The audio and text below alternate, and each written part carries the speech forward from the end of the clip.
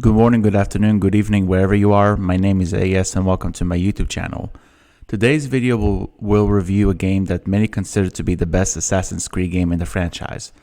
Released in 2009, Assassin's Creed 2 was marked by many people as an evolutionary step in the franchise and, of course, a massive improvement from its previous iteration. I only owned a Nintendo Wii back in 2009, so I couldn't play the game. Thankfully, the Ezio collection was released on the PlayStation 4 and other consoles in 2016, which includes Assassin's Creed 2, Assassin's Creed Brotherhood, which is the next game I'm going to stream on Twitch, by the way, just a little plug in there, and Assassin's Creed Revelations. After spending about a week with the game and completing it, what do I think? Well, let's discuss Assassin's Creed 2, played on the PlayStation 4 through the Ezio collection. In a similar fashion to the first Assassin's Creed title that came out in 2007, Assassin's Creed 2 narrative is split into two parts. On the one hand, we continue Desmond Miles' tale, who is helping a group of scientists find an ancient artifact before the bad guys get their hands on it. How does he do it? He is using a machine called the Animus, which allows him to experience the memories of his ancestors. This concept leads to the bigger and second portion of the narrative, where you play as Ezio Auditore, a young and sassy man who experiences a tragic loss towards the beginning of the game and must now hunt down the people who played a role in said tragedy. The story lasts for about 18 hours, depending on whether or not you partake in any of the side content. I personally enjoyed the journey on the side of the assassins. Ezio is a very charismatic character, and the allies that you meet along the way, whether it is Uncle Mario or Antonio, are nicely portrayed. As far as the Templars are concerned, who are the villains by the way, Rodrigo is the only character that interested me because he is unpredictable.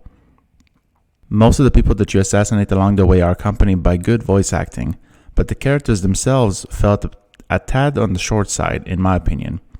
Even so, I enjoyed a good portion of Assassin's Creed 2 story, not to mention the ending, which took me by surprise and blew my mind to a certain extent.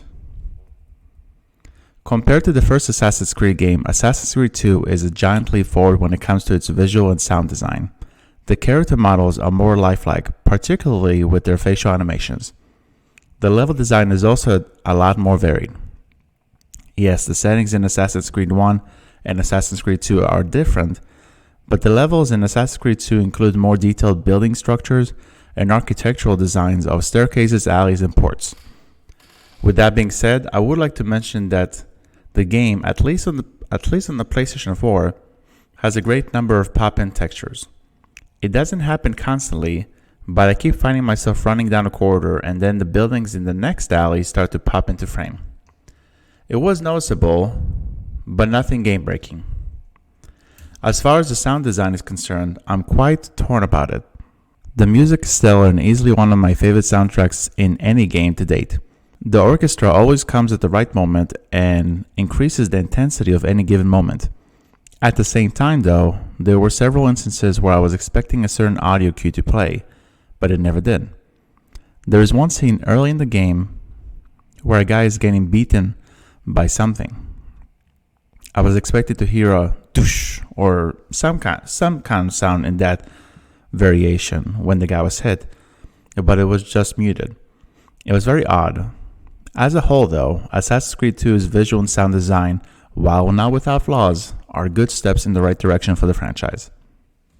The gameplay remains mostly the same from Assassin's Creed 1. You are tasked with carrying out assassinations per the game's namesake. You are provided with several techniques to execute them, and then you are proceeded to accomplish your task. As opposed to Assassin's Creed 1, however, your moves are much more varied. You can perform double assassinations both on the ground and while descending on unsuspecting foes from the air. You can shoot a gun and throw knives. You can even use poison.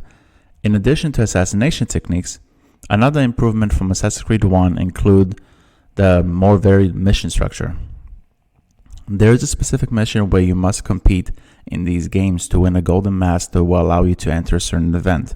I really enjoyed it because it was a break from the typical go there, assassinate him or her, and come back style of missions.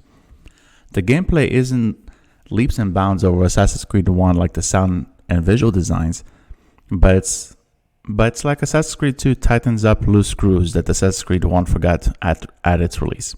Even though those loose screws were tightened, a few other screws came loose, along with problems that unfortunately were not present in Assassin's Creed 1. First, the pacing is a mixed bag. Throughout the first half of the game, the missions in the story flowed very nicely. Once the second half started, there were several missions that really dragged out and in return, dragged out the game's pacing. Even though there are instances that I would like to discuss in detail, the biggest culprit needs to take the center stage here. As you complete the 13th sequence and head into the endgame, you are told on the map to go back to your uncle's house to wrap up the story. Once you arrive, you are redirected, being told by your uncle that you must obtain and collect the coded pages, which are scattered across the map in various locations.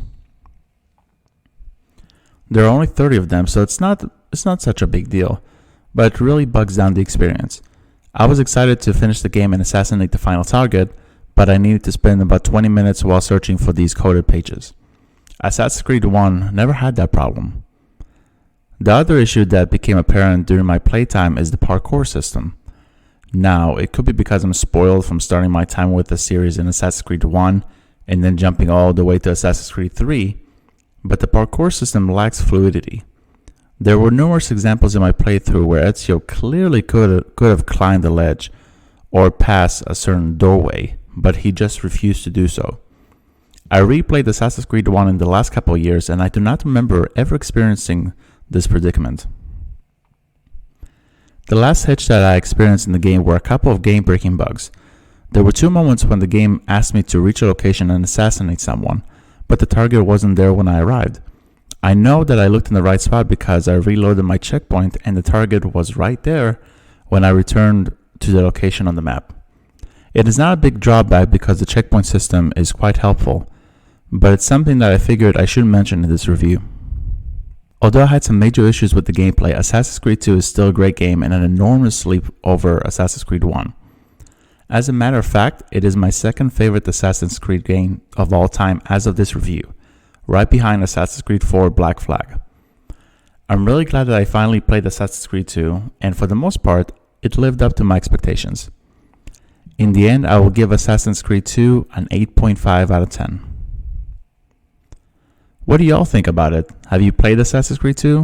What did you think about the game? Please let me know in the comment section below, and while you're at it, like the video, share it, and subscribe. Wink wink. Till next time, have a great day, evening, wherever you are. My name is AES, and I will see you guys in the next video. Bye-bye.